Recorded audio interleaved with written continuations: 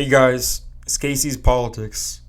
So today we have some Senate news out of the state of New Hampshire. John E. Sununu is expected to run for U.S. Senate, the brother of former popular governor Chris Sununu.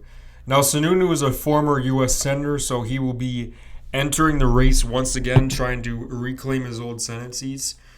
Now, Republicans haven't really been able to land their top recruits this year.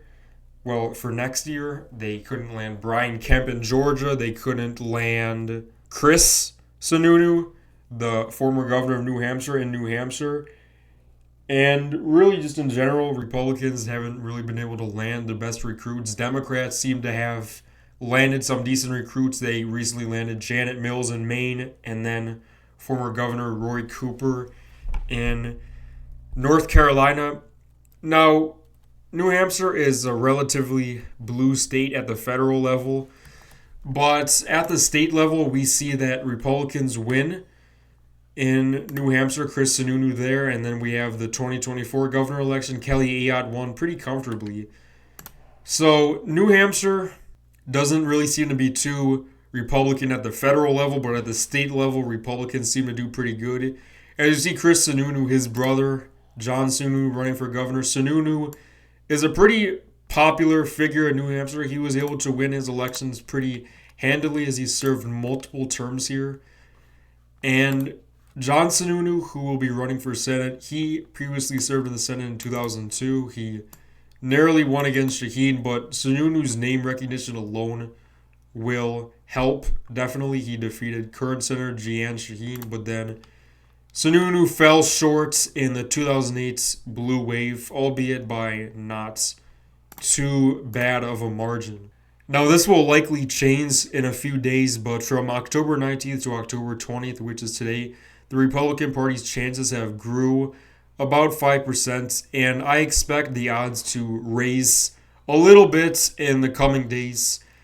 I'm not saying Republicans will win the Senate race, but I think it could definitely help take away resources in other 2026 Senate races. There are a number of competitive seats in the 2026 Senate races, which lots of resources will be diverted to.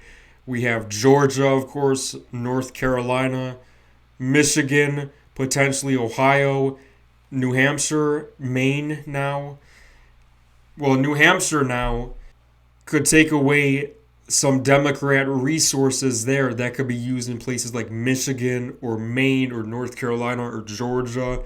So resources can be taken away from the candidates who really need it, and they could be used to defend the Democrats in New Hampshire. That's also a benefit of John Sununu running in New Hampshire. So taking a look at the 2026 Senate map, if we give Republicans all of these races here that are pretty much guaranteed to go Republican,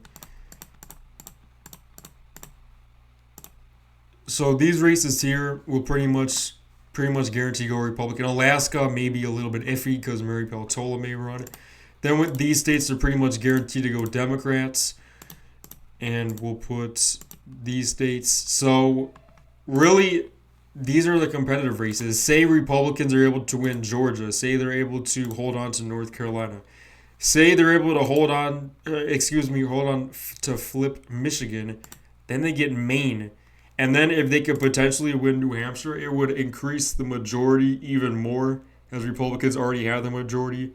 But I'm not saying Republicans will be winning the 2026 New Hampshire Senate race, but this map puts it into perspective how much New Hampshire can play a big role in determining the Senate majority in 2026.